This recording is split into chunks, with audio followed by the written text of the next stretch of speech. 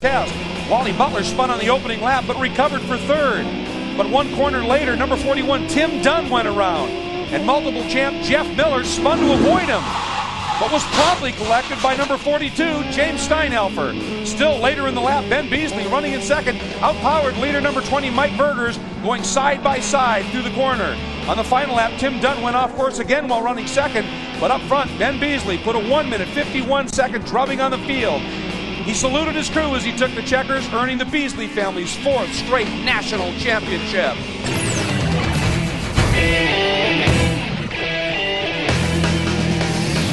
The name Beasley and Runoffs Gold are synonymous. They started with Father Al Sr., son Al Jr.'s had success as well. But the man of the moment is Ben Beasley. He's won 3 of the last 4 national championships, and the year he didn't, well, he loaned his car to brother Al, and Al took the gold medal. Ben's going for the family's 5th straight. But he's got to go up against Jim Steinhelfer. Jim has won the Rocky Mountain Division already this year. In last year's race, he had it coming together early on, got it back together, went out, fought his way to 4th in the adverse conditions, just missing a step on the podium. There are other contenders as well, and David Hobbs is standing by with, a matter of fact, a gentleman who was all over Jim in last year's race.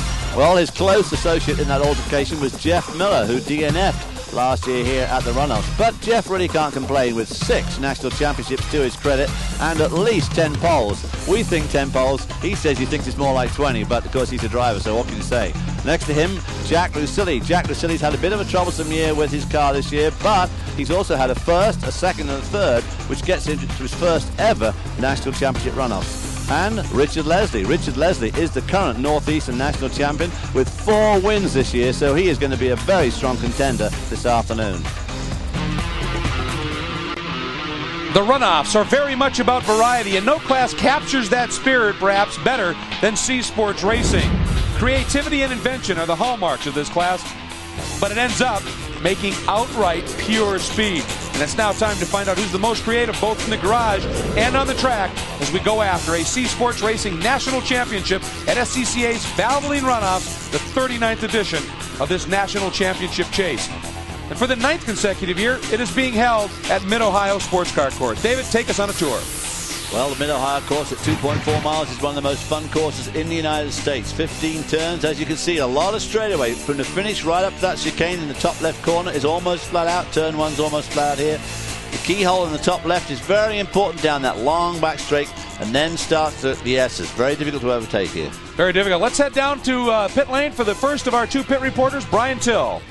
Well, Greg, you said it. Creativity and invention, and that's what this class has always been built around. Jacek Muka starting in a very late model Atlantic chassis with fenders that have been put on it. But Richard Leslie, this may be the thing to come. It's a purpose-built C Sports Racer chassis. It may not be invention anymore. It may just be all by design in C Sports Racing if these guys have their say at it in this new radical chassis. Let's check in with John Bizignano. Well, thanks, Brian. You've seen the car number 26 for years. David Brent Dieberg has been running this car as a Formula car in Formula Atlantic. You say, this doesn't look like any Formula car I've ever seen. Well, underneath all this bodywork, there is a 1988 Ralt RT4. The car was no longer competitive as a Formula car. He has changed it to a sports racer. Let's see how that Formula car chassis does with some fenders on it. Well, that's exactly what we're talking about, creativity. And if you find something isn't working, you'll find a way to make it creative. But Brian Till is right. Radical and a couple other chassis makers are starting to design cars specifically for this class.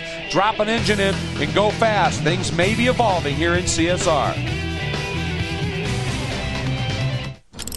Now this here, that's the drain plug. Of the SCCA Valvoline Runoffs is brought to you by Valvoline. You can always tell the guys who use Valvoline. Welcome back, everybody. The field is underway. We want to take you right to the Valvoline starting grid, introduce you to the combatants here today.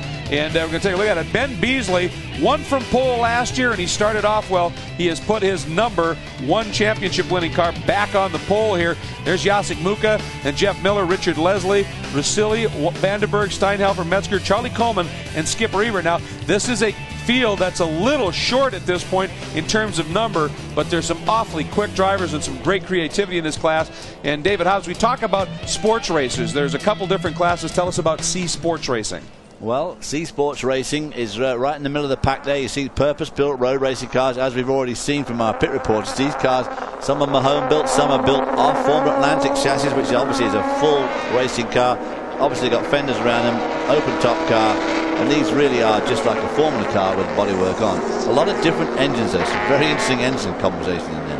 And they run very, very quickly. I mean, the pole time here, a 1 minute 24.048 by Beasley, and it broke the track record he set here in 1999. We'll be riding on board with Jeff Miller, qualified third. Miller, one of those drivers with a tremendous history here at the Runoffs.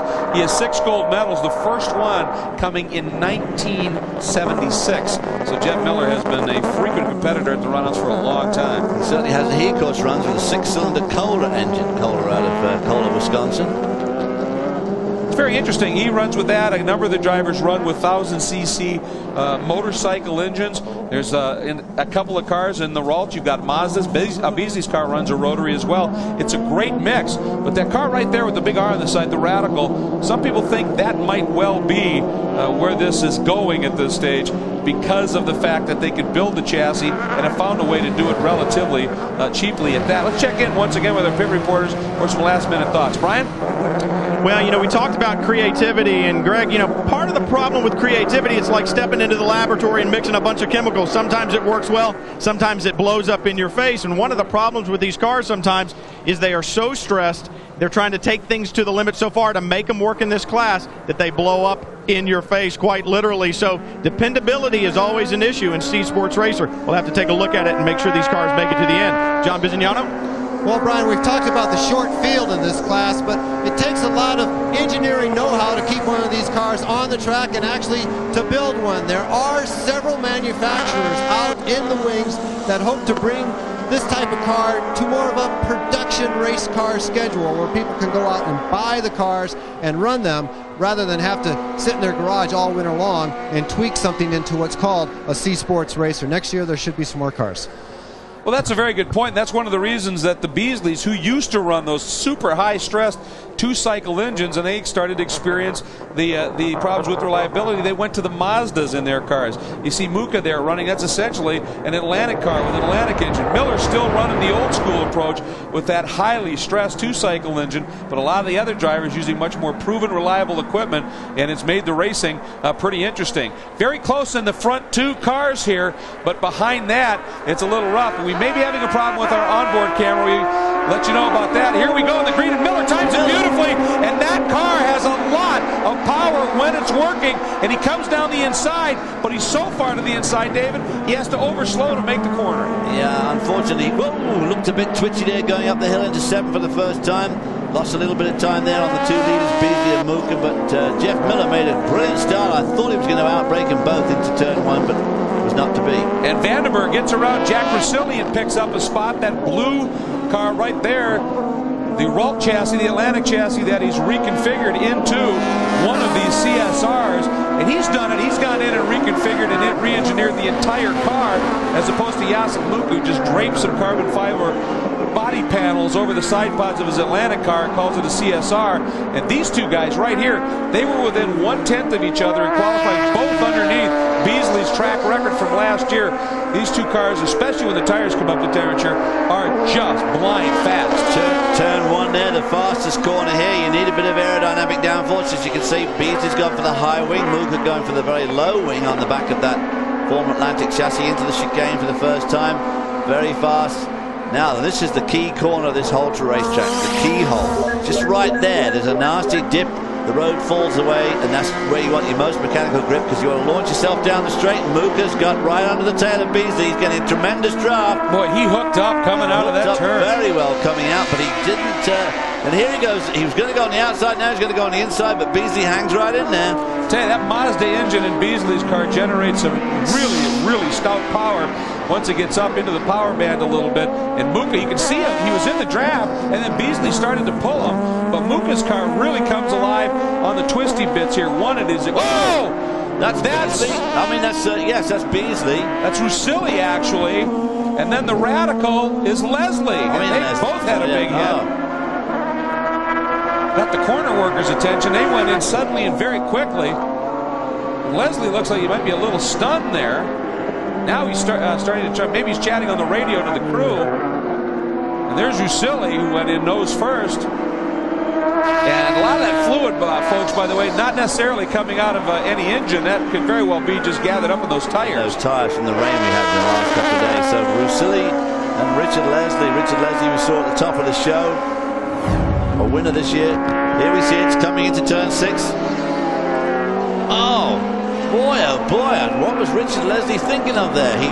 He got around him and then just absolutely nailed him going up the hill to 7, closed the door right on him, forcing the car Russilli onto the grass, and Russilli came back up, and wow, that was a solid hit. They got in there pretty good, and we have a full course caution has just come out. Of the question now becomes, did Muka get that pass completed before the caution came out in that section of track? I think we may find that Beasley's back in front here by direction. I think so. That was not very smart driving there by young Richard Leslie, I have to say. I don't know what he quite thought he was going to do there. All I can imagine is that maybe he thought he was clear. Well, he was clear, but he wasn't really clear, but he just absolutely forced Russilli right onto the grass. Yeah, Russilli was well alongside at that point. You have to allow a little racing room, or what happens will happen. And that was indeed the case. So we'll come back, and Muka in the lead, but Beasley might be there when we return. Kind of like the roar of Charlie Kuhlman's Dragon on his C Sports Racer. Charlie's known as the father of sound control, Dr. Decibel. Charlie, how did you come by these nicknames? Well, back in 1960, Laguna Seca was deeded by the Fort Ord people to the county. The county people said sound control. And I was there for that first race, and it was somewhat chaotic. And I figured all we need is a good engineer to take over. Little did I know. Well, he's known as Dr. Decibel because when he goes to see those cars that are too loud, they know him by Dr. Decibel, not by his name, Charlie Kuhlman. Can you imagine how loud these things would be without these mufflers? You know, they say don't equate noise with speed. Well, and in particular these days with the popularity of the Mazda engines, boy, they put out so much noise without a serious muffler on it. There's Charlie Kuhlman, and he calls the car the Puff Dragon, as you can see. And right now, Charlie running in the 8th spot at this stage, and he's been racing these cars for a long, long time. And he's one of the people that has been a true supporter of this class. And he may not quite be on pace with some of the other guys in the Young Lions, but Charlie Kuhlman has the heart of the line and has been around and a real factor in C Sports racing for a long time. Jack Russilli not going to be a happy camper. We're about to see a replay now of the crash. We'll see what happened going down the straight. There's Richard Beasley goes on the inside there. And then Absi just moves right over, just pushes him right onto the grass. Meanwhile, Russilli continues at unabated speed and rejoins the track right into the side of Beasley. So that is a case of the biter getting bit, mate. Now here's what we talked about, the pass under yellow, and there's a yellow light that goes on right at the end of this straight. And Muka, this isn't a problem. I mean, he wasn't trying to do something unfair. He just had to run, moved over, and there you see the yellow came up, and he was not by. At the point of that yellow, when that came up, he was not clear. Then you see the yellow light, but it's more not when that light was on, but when it came on and that yellow flag came out. And when that yellow flag was up, when he went by it, he was not by. So I would suspect they'll have Beasley move around. Well, for more on this, maybe we get some clarification. Let's check in with Biz. Well, car number 26, David Vandenberg, the man we interviewed on the grid who was hoping to put that RT4 forward. This was down into the intake. The intake was totally restricted. He was in the pits for quite a time with the yellow flags out there. I don't know if he lost a lap or not, guys. There's a lot of noise down here. You tell me. I don't think he did. I think he certainly lost some time, but of course, fortunate for him, he had the yellow then. David to be able to get in, get that taken care of. He'll lose a few spots, but with the speed he was running, he was 4th when that happened. He ought to be able to get right back up into the fray here. Richard Beasley, that is a beautifully turned out car, that car of Beasley. There's no doubt about it. It's a beautiful car. Very well done. Look, they're not going to, I mean Leslie, I keep calling Beasley's Leslie's, but they've left. I'm amazed. They've left Muka in the lead. I just don't understand that. It was quite clear the yellow was out. I don't think there's any question. Oh, and Vandenberg off as he was trying to catch to the back of the pack. Wipes his visor, and I think probably in frustration, just like, what was I thinking? And he's slowing. Has he lost a tire? No, that's there. I don't know exactly what happened. But as we come up here for this restart, Let's go back and take a look at that one more time, because this is a bit of an issue here, I would think. And as I said, it's very clear. The rule says you can start a pass. You have to complete the pass before the yellow comes out. Now here he goes, David, and watch when that yellow displays right in the bottom of the screen. The bottom of the screen, you can see the yellow flag waving quite clearly, which it obviously didn't just come up here. I mean, it was already up when he went by. He's not even by yet. He's not by. There's the flag, and he clearly passed under the yellow. So, and I'm sure it wasn't an intentional thing. He started the run, and you're focused, and he may not have caught it. But the yellow was out. But that flag is the telltale, and we're back to green. And Beasley trying to rectify it on his own, since he didn't get any help from the officials. And Muka having none of it. This gives Jeff Miller another opportunity here. But the problem, you talked about it earlier, the wide track. You look at how wide the lead car is. You look at how wide Beasley's car is, and then look how narrow Miller's is. That's a chassis he's been running for a long time, and it too just cannot run with these guys. No, and Muka there at the beginning there, it was quite clear that he was trying to get around Beasley, and if he had got around him, I suspect he's going to drive off. Beasley did get pole, setting the track record, breaking the one he set in 99, as I said, but Muka was within a tenth. I mean, he's that close. And you can see how much they've already opened the margin up over Miller, and it's just so tough for Miller right now. Miller's time in qualifying was about 3 seconds off of these guys, and I think that's just Miller's a good driver. There's no question of that. It's just technology has stepped far enough forward now that Jeff Miller's got to be scratching his head, wondering what he's going to do if he wants to keep playing in CSR. Well, Jeff Miller, of course, got 6 gold medals here at the Runoffs. The last one was in 1996 in this division, and he first won a gold medal in this division back in 1978. Another previous winner of this division was Jim Truman back in 1975. Of course, was the owner of this beautiful track here at Mid-Ohio, and it's still his family that continues to run it, and it is truly one of the elite road courses in North America. Just a phenomenal facility. The track itself is a driver, and as you can see in the background, a fan favorite, as are the Runoffs.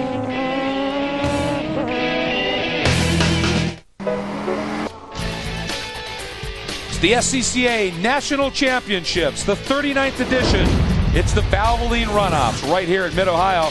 Glad to be bringing it to you here on Speed. C Sports Racing is the class under contest right now.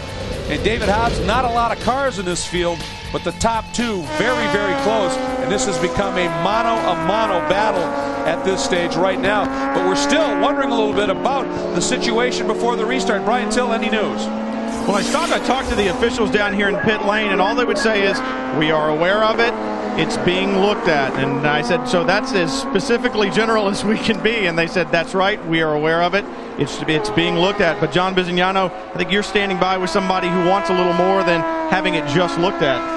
Well, they're looking at it very closely down here in the Beasley pit, that's for sure. And the word is, to them, it was 100% a pass under the yellow. The cars came underneath the start-finish line where there was a yellow flag out, and there was a very visible yellow flag going into turn 1, and that's when the 0-1 car went by. As far as they're concerned, the race is over. They've already told the SCCA that there will be a protest, but we may get a penalty on the 0-1 car before all the lawyers take over. But right now, Beasley thinks he's won the race sitting in second. I must say, I can't find it. It just doesn't seem to be that difficult to me. I mean, looking at what? I mean, it's pretty clear from our TV pictures what happened, and they can see that the same as we can, and they can see it real time as we can. They could have done it right there under the caution, under that lap. And here's another look at it right here, and it really comes up. There's a white line they'll go by right here, and he's not by there, and that's where that flag is. It's very clear.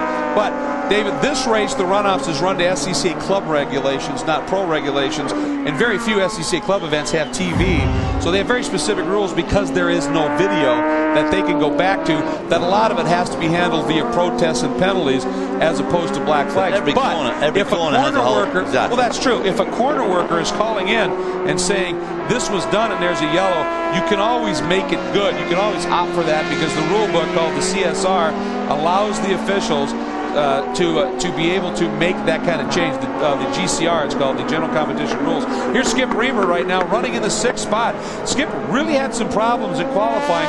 Couldn't even get on track for the first 2 qualifying sessions. And then when he came out for the other one, he wasn't really on on pace, and this is what we're seeing here. Reber right in front of Charlie Coleman, and these guys right now are well off the pace, running very slowly right now. Slowly off the but pace. They're battling at this pace. But you can see that they're a much narrower car than our two lead cars. These guys are going with the old narrower track cars, a much narrower car, which just doesn't have the stance to give it good grip through some of these corners, especially like that turn 1 there, which is a very fast corner.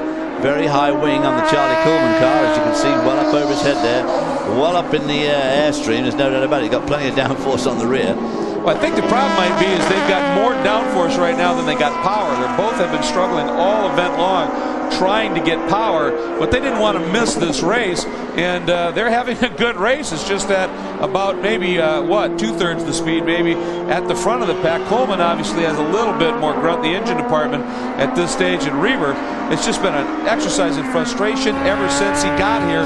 Right now, there's Jacek Muka opening it up, and I think there's an exercise in frustration going on in the Beasley pit right now as well.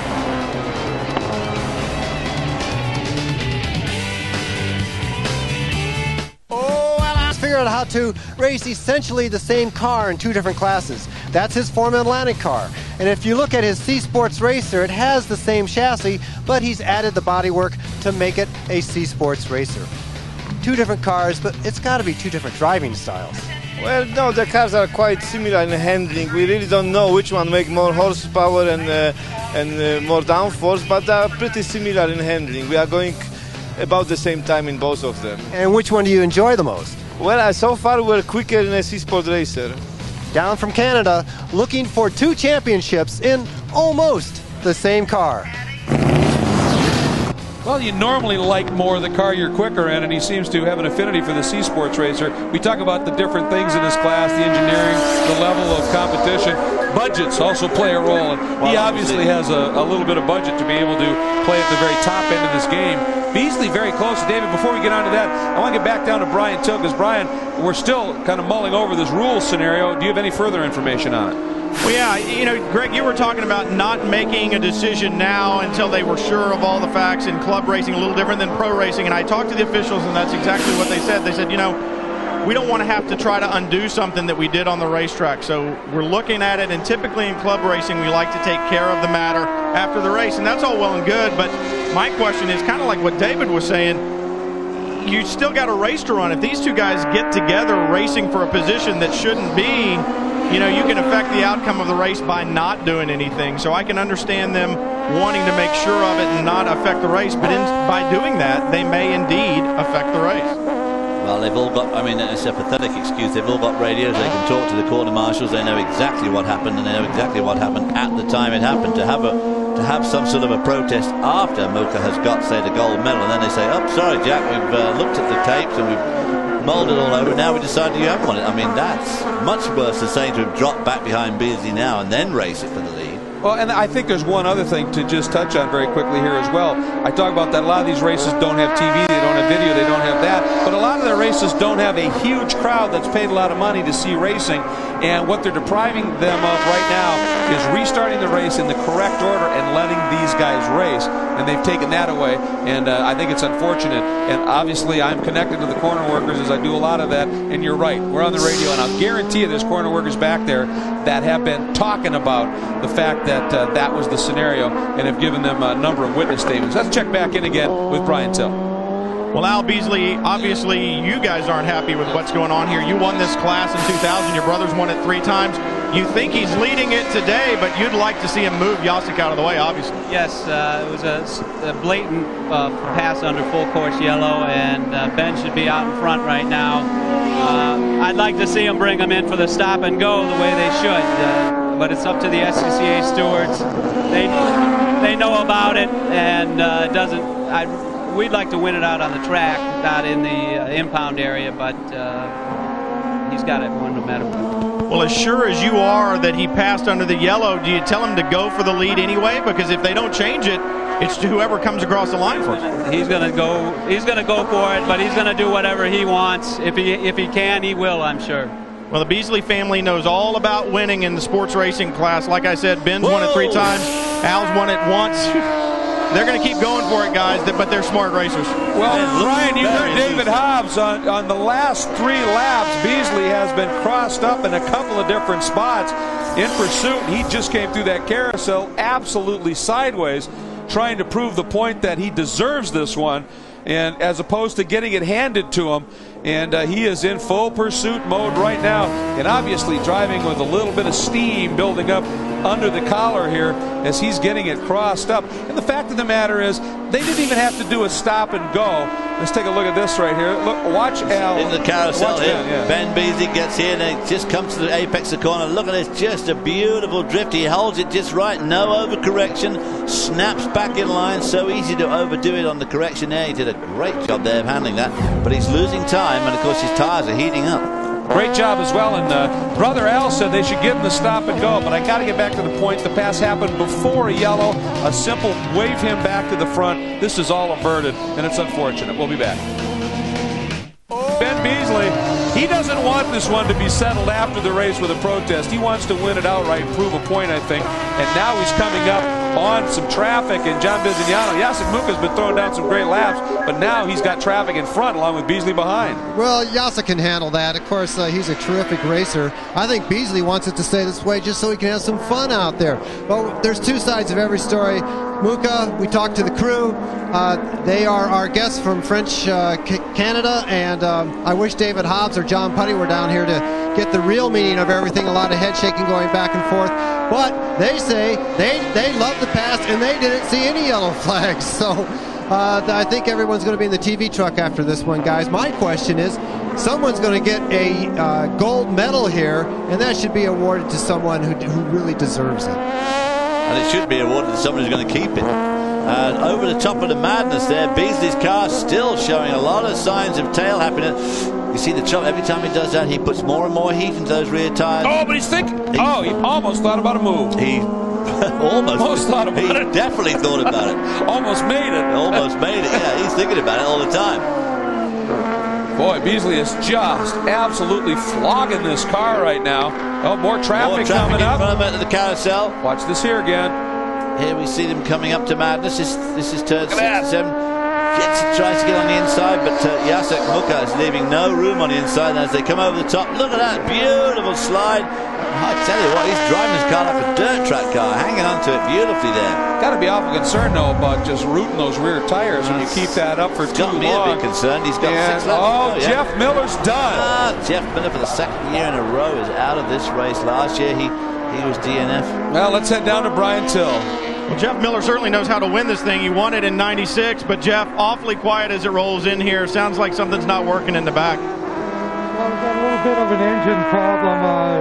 There's something vibrating pretty bad, so we just had to shut it down. I don't know what's wrong with it. There must be something broken. Well, that's a smart guy. He says there's something vibrating in the back in the engine compartment, so they just shut it down. You know, he's won this thing before, but he's got a good feel for the car. There's no reason to run this thing if it's going to grenade out on the racetrack and make a mess for everybody else. So, smart professional guy. He pulls it in here and parks it for the day. And a lot of money for him, too, if the thing blows up. Yeah, absolutely. Well, he's a sportsman as well as a great racer, and his battle up at the front continues. And one of the guys looking under that engine cover was Jeff's son, Jason, a D-Sports racer with great success as well. We are back, and it is working very well right now for Jacek Muka up front, but Ben Beasley continues to hound him, and in certain spots here, there is no doubt Beasley, it looks like, is the quicker car, but in other spots, I'll tell you what, Muka is able to draw away, but right here, Beasley makes up a lot of ground into the keyhole, and then in the S's. I think that, to be quite honest, I think that Beasley is out-driving Muka at the moment. There's no doubt about it. I can't believe that Beasley chassis is only like as sophisticated as the Ralt chassis that underneath Muka. And I think that Beasley is just putting on a brilliant display of driving as we look at the 42 car. That's James Steinhelfer, qualified 7th. He was 4th here last year. We visited with him right at the very top of the show, and he now has found himself in the 3rd place. That's the bronze medal. So he's, if he can stay put, he'll improve one spot in terms of the finishing order. What he would like is winning his class, really. He would like Muka to have a stop and go for him. He would love that. Then he'd be 2nd. Here's your 4th place runner right now, John Metzger. He runs in the Central Division, and it's a Beasley B2. That's the body work. Beasley's really involved in this class with the chassis underneath. Really, there's a number of different chassis options you can run, and he is coming up now on Dr. Decibel, trying to put Charlie Coleman down the lap. Charlie sees him coming, waves him through, but look at this! Traffic, and it's Steinhelfer, and the top two are now lapping the field, but Beasley was apparently able to use Steinhelfer as a pick. He's in the lead. Boy, I'll tell you what, and Beasley's quick through here, and he's also quick through the chicane, so maybe he'll be able to pull out enough lead to hang on to the lead. He seems to be quick through here, but boy, those rear tires worry me just a little bit. Let's watch him here through the keyhole, and you got to get out here, and if he right there, he gets it a little bit loose. But that time he's holding a much tighter line through there. I think he's got more grip than the Beasley car. The Beasley car running out of grip now. We've seen those tires. He's 16 laps gone, so he's got 4 more to go. This is where the Muka car was quicker before down the straight. You see rubber coming off the track. Whoa! Don't outbrake it here, boy. Up into 7. He's done it. Ooh, pushes a little wide there, but this is where Beasley's quick in there. And here's another look at the path. It's at the carousel. Muka is trapped by Steinhelfer there. And Beasley goes around the outside on the dirty part of the track. He's in the grey, he's in the dirt, the rolled up rubber, but Muka gets totally boxed in there by Steinhelfer, who they're lapping. Well, and Beasley drove that. He saw that developing. He had to, and he used it to perfection, didn't he? He did a beautiful job there. Did Ben Beasley. Absolutely outstanding piece of driving there. And he's right out there on the wrong side of the road. He's got all that dirt and grime out there, so he's losing grip. But he hung on there very well at keeping Muka boxed in behind Steinhelfer.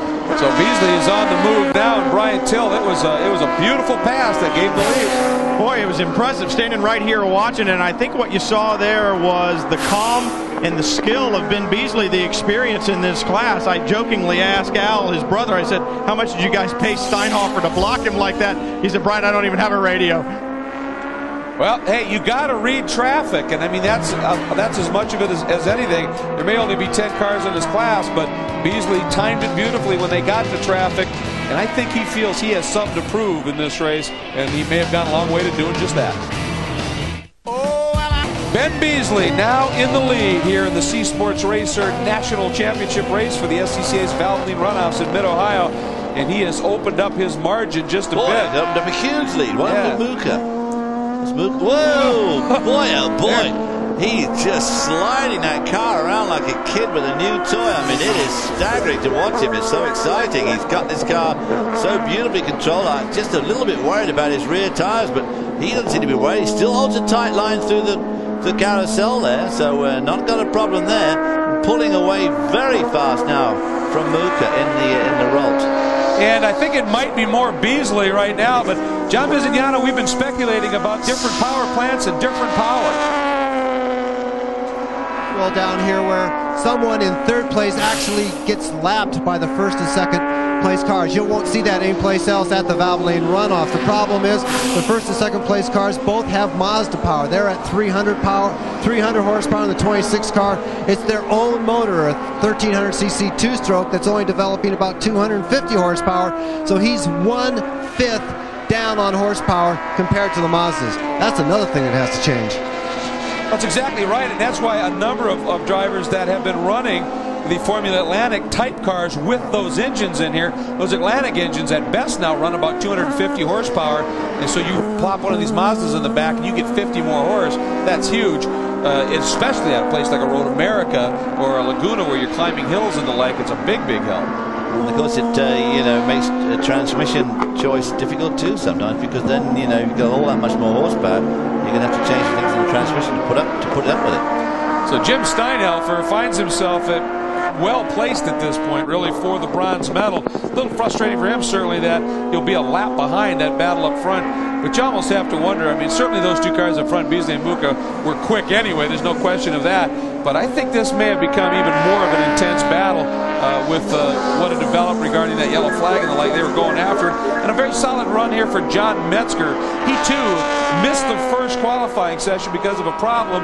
The next session, he was only turning 137s. At the next session, they got some of the engine problems figured out.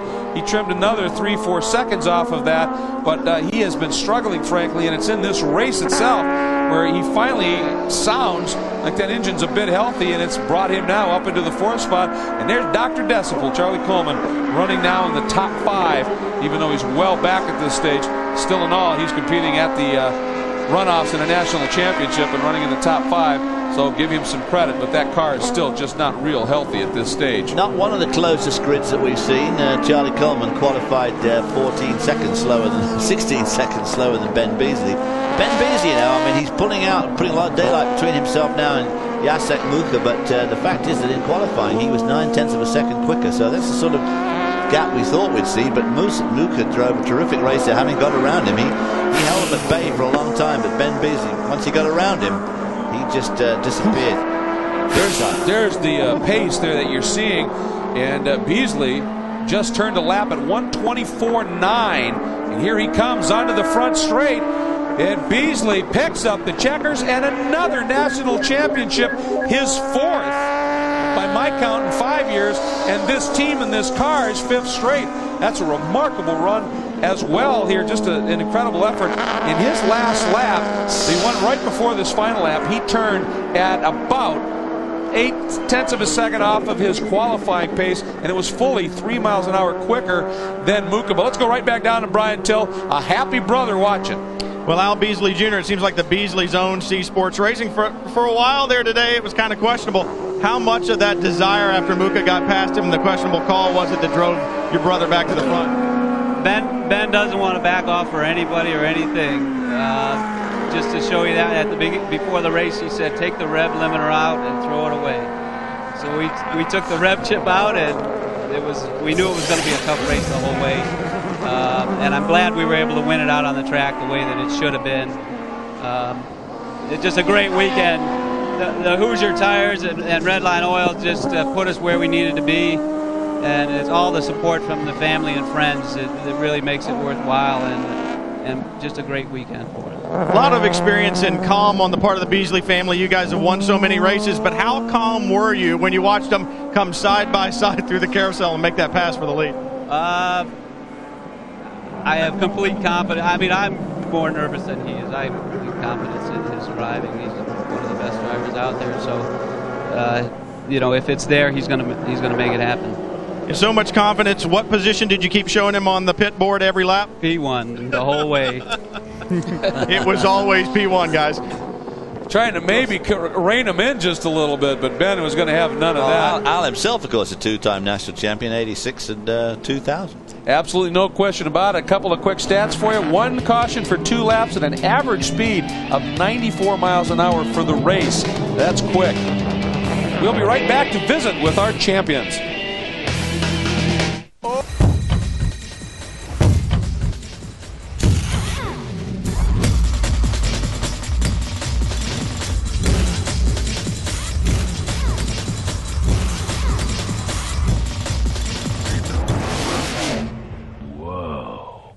The new Track Pass with Pit Command.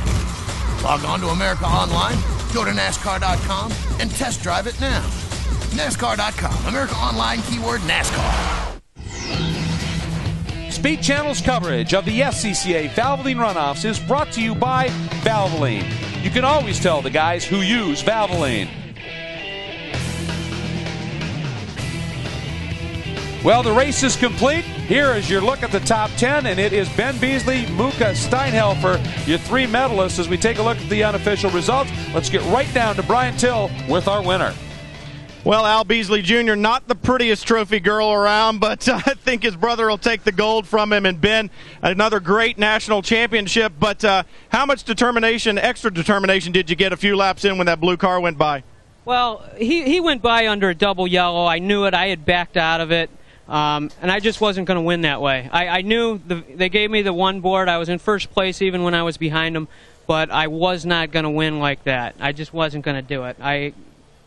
It would have been so hollow. It would have been unbelievable.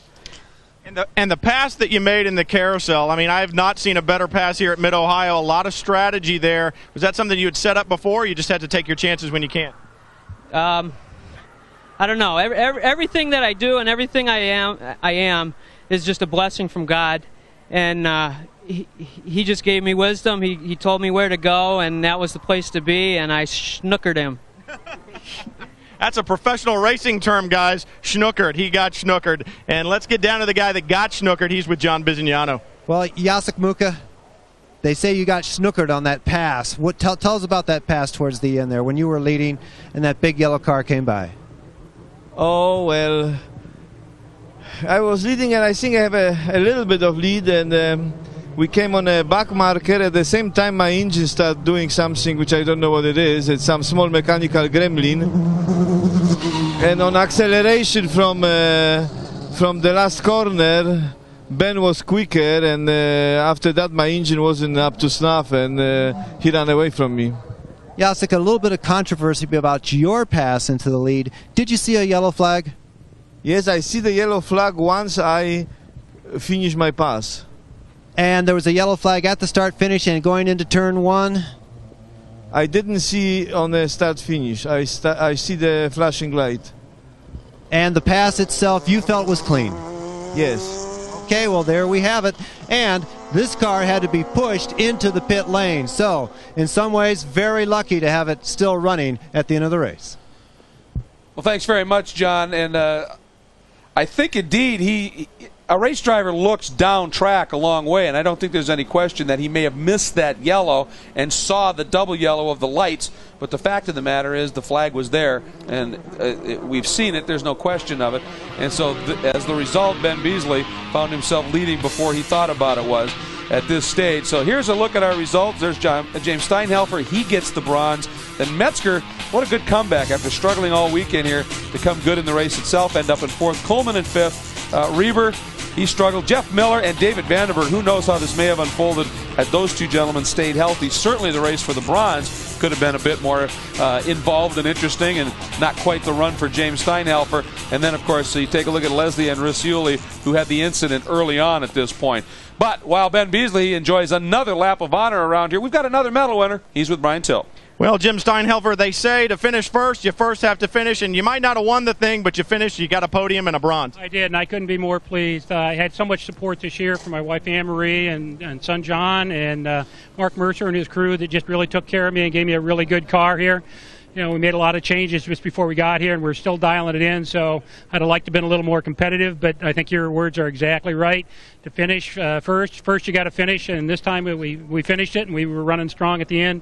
A little more to go towards the end there, but we had a great race, and we just couldn't be more pleased and more proud. You know, they say that this C Sports racing class, it's kind of like an experimental class. It's mixing a lot of chemicals in the lab. It seems like you guys are going to keep mixing and working on a better car? Absolutely. You know, like we changed the wing, we changed the shocks, we changed everything before we came this year, but we had a really sound, fundamental car. And the weather gods were kind to us here this year for the first time in a while, and we really got to run and see what we could really do. You know, next year we'll come back and have a little bit more for Ben and Jacek, but we had a great race, and we just couldn't be more pleased. Well, they say it's an experimental class, and you heard he mentioned the family. It's the family that's helping him mix the chemicals, and they're looking to be back next year. Let's get down to fourth place with John Bizignano. Well, John Metzger had a great run, but he doesn't like being lapped. John, you've got a Forum Atlantic motor in this car, and you're thinking about a change. Yes, we're hoping to maybe go with Toyota Power next year. Give us a little more equal playing field. How much power would that add? Well, I'm down right now probably 25, 30 horsepower to those folks. That's got to kill you on these long straightaways. Well, I think if you notice me going down the straightaways, those guys are going by me like I was sitting still. I could pretty well hang with them in the corners, but, you know, just no power on the other end. And what about the chassis itself? This was a Formula car made into a sports racer? This is an RT5 chassis. Ben Beasley actually built this car, too. It's just a different power configuration. Did he build it the same way he built his car? I wouldn't think so. I think we see a Beasley customer here in the future. Congratulations. Okay, thanks a lot. Appreciate it. Well, what they say, There's Ben Beasley right there, and they say imitation is the greatest form of flattery. And I guess if you can't beat them, you got to join them, and maybe that's exactly what they'll do is find themselves a Beasley chassis. Well, that's the way to win all the races as the Beasley family. Al and Ben win all the races, get all the pole positions, got all the cups, and of course sell all the cars as well. So it's great. And in this category, we talked a little bit about there's a Radical chassis that's coming along. So there are some options that these guys can run in the future if they want to pursue it. And that Radical chassis, like the Beasley chassis itself, you could drop different engines in it. And we may see this class evolving a little bit as to its approach in the future. Well, we thank you very much for joining us today here on Speed for our coverage of the C Sports Racing National Championship. It was a very eventful race. Remember to check out speedtv.com, online information about all things motorsports. Thanks for joining us here. For David Hobbs, Brian Till, and John Bizignano, I'm Greg Kramer. We look forward to visiting with you again right here on Speed Channel. Until then, take care, everybody.